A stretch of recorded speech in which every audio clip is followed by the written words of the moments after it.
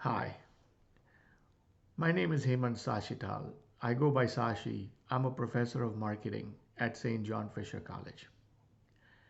As a college professor, I saw how my students in the 2020 spring semester transitioned from in class learning to online learning from remote locations. I noticed that many of them adapted brilliantly well and some struggled. And so my co author and I started a study to tell the difference between who is adapting well and who isn't, and why that might be.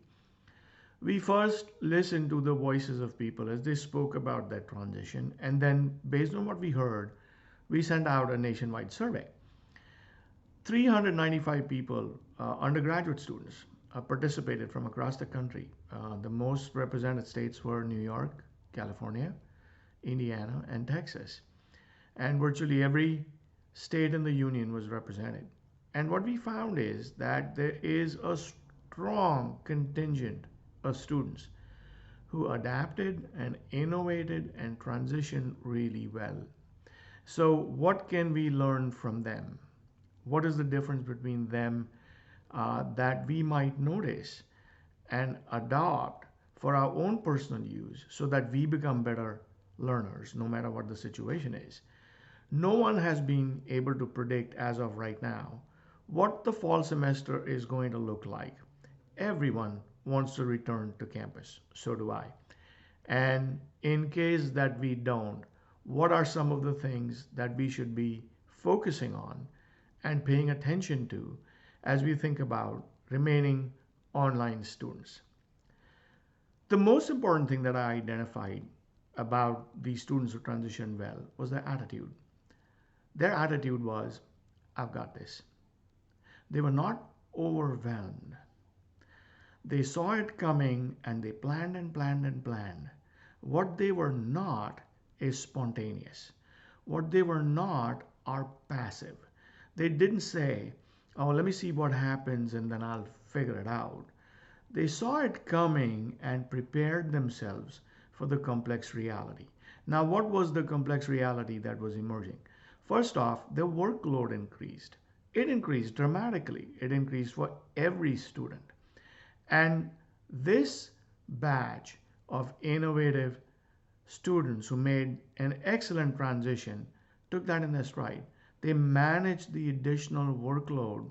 They figured out a way to balance their home life, their personal life, and their work life.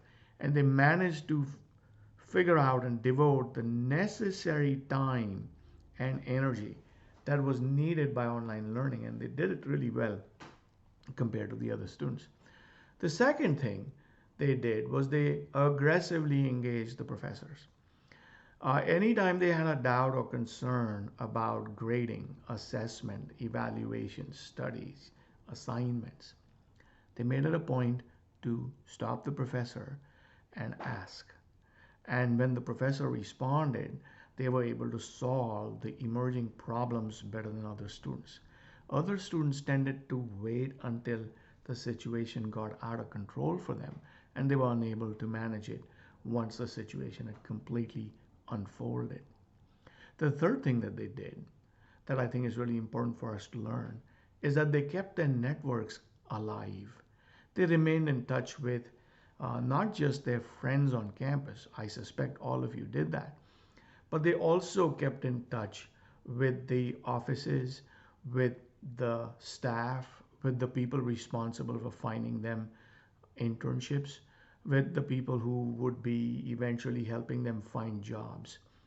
And it was this network that they sustained and they managed that seems to have put them ahead of other students. So as you think about the uncertainty coming down the pike, keep a positive attitude in the sense that take control. Say that you've got this. Ask questions, prepare to spend your time and energy in new ways, and keep your networks alive. I wish you well. I look forward to seeing you in my classes. Thank you.